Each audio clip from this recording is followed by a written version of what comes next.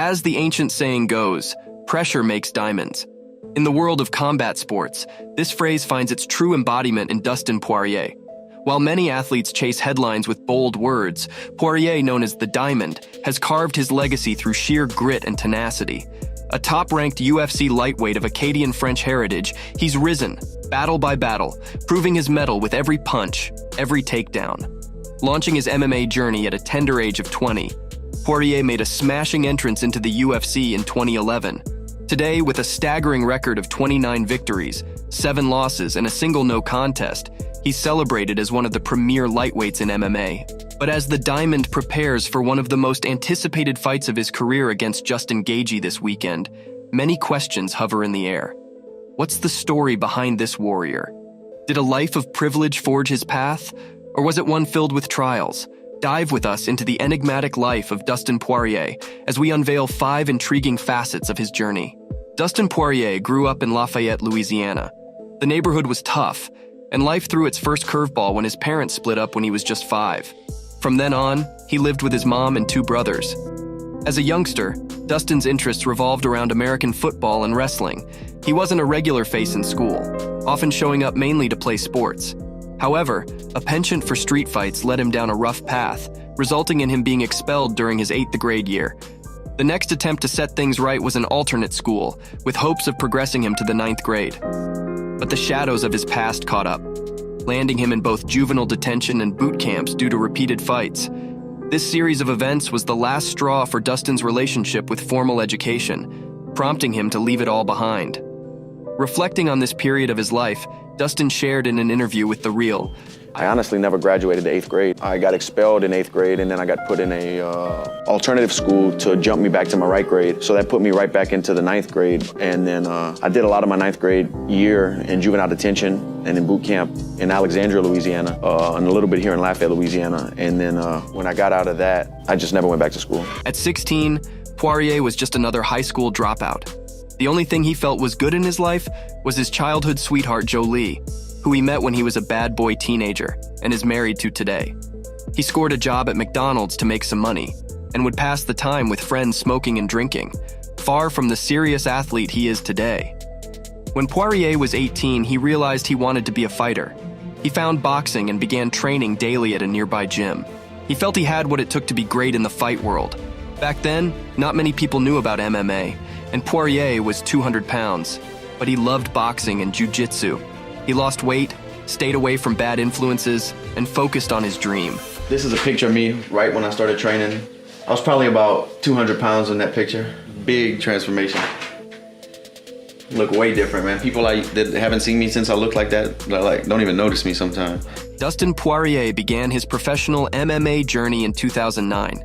Fighting primarily in regional promotions in his home state of Louisiana, he quickly made a name for himself, boasting an impressive streak of victories that showcased both his striking prowess and ground game. His initial fights were characterized by raw talent, sheer determination, and a clear indication of the potential he held. His performances caught the attention of the larger MMA organizations. In 2010, he made his debut in the World Extreme Cage Fighting promotion. Though his first fight in the World Extreme Cage Fighting against Danny Castillo ended in a loss, it was a closely contested battle, highlighting his potential at the larger stages. Ladies and gentlemen, after 3 rounds, we go to the judges' scorecards for decision. The judges score this contest 30-27, 29-28, and 30-27 for the winner by unanimous decision, Danny Lasco Castillo. When the World Extreme Cage Fighting merged with the UFC later that year, Poirier transitioned to the premier MMA organization in the world. In the UFC, the Diamond shone brightly. He built up a commendable record, securing wins against notable fighters such as Max Holloway, Jason Young, and Diego Brandao. Poirier's mix of stand-up striking and submission skills made him a formidable contender in the featherweight division. This ascent set the stage for a high-stakes bout that would garner immense attention. In 2014, Poirier was pitted against the rapidly rising star, Conor McGregor, at UFC 178. The fight was surrounded by immense hype, given McGregor's penchant for trash talk and Poirier's determination to solidify his place at the top. The encounter was a major milestone in Poirier's career and set the trajectory for future rematches and his evolving legacy in the sport. The bout itself was quick. McGregor secured a TKO victory in the first round. Declaring the winner by TKO, the notorious Conor McGregor! For Poirier, the loss was more than just a blemish on his record. The emotional and mental impact was profound. In many post-fight interviews, Poirier expressed how deeply the loss affected him, admitting that McGregor's trash talk got into his head and impacted his performance. However, true champions are not defined by their setbacks, but by their ability to rebound. For Dustin Poirier, the loss was a pivotal moment of introspection and growth. He made the decision to move up to the lightweight division, a choice that would prove transformative for his career. Okay, I just woke up. I'm gonna show you why I'm moving to lightweight. I'm in decent shape now, I would say. In the lightweight division, Poirier began to truly flourish. He embarked on a string of impressive performances against some of the division's best, including wins against fighters like Anthony Pettis, Justin Gaethje, and Eddie Alvarez. Each victory cemented his status as a top contender, and his maturity, both as a fighter and an individual, was evident. He showcased improved striking, resilience, and a mental fortitude that seemed fortified by his past setbacks. His ascent in the lightweight division culminated in a title shot against the undefeated Khabib Nurmagomedov at UFC 242 in 2019. The fight was intense, with Poirier showing moments of promise. However, Khabib's unparalleled grappling prowess proved to be too much, and Poirier succumbed to a third-round submission. While another setback, Poirier's performance earned him respect, solidifying his place amongst the lightweight elite. He's a tough guy. He's not easy for nobody. His boxing is good, his movement, he have experience, he fight more than 20 times in UFC, He's a tough guy, and before I choke him, we fight very good, Yeah.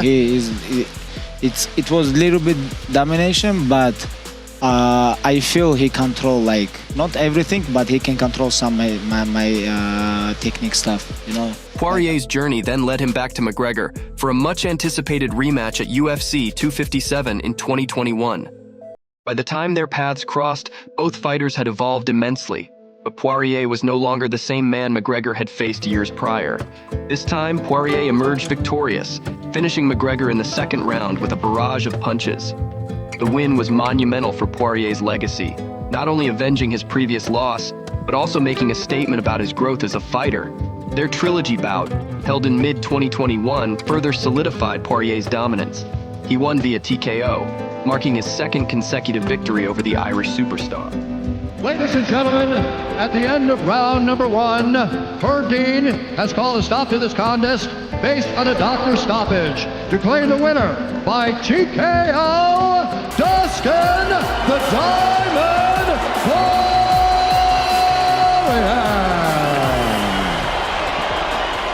After securing back-to-back victories over Conor McGregor, Dustin Poirier found himself once again on the cusp of UFC gold, facing the formidable Charles Oliveira for the lightweight championship.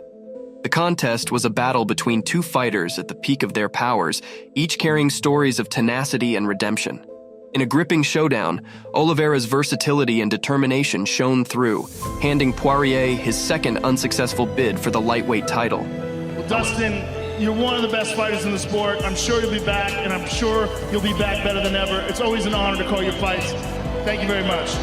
Dustin Poirier, ladies and gentlemen! However, true to his character, Poirier's spirit remained unbroken. Hungry to reassert himself, he stepped back into the octagon against the hard-hitting Michael Chandler. In a display of skill, strategy, and sheer will, Poirier secured a victory, proving once again his elite status in the division and showcasing the resilience that has come to define his MMA journey. Now Dustin Poirier stands on the precipice of a unique honor in the UFC, the chance to wear the baddest mother belt. Ahead of him is Justin Gaethje, a warrior with an equally fiery spirit. This is more than just a fight. It promises to be an epic showdown. Both Poirier and Gaethje are elite fighters whose reputations are built on giving everything they've got every time they step into the octagon. Neither has ever left fans wanting, consistently delivering action-packed battles. This bout isn't just about the title. It's a testament to two fighters who always bring heart, soul, and unyielding tenacity to the cage. For the UFC audience, this might just be one of the most electrifying matches the promotion can offer. Expect fireworks, for when Poirier and Gaethje clash, it's guaranteed to be legendary.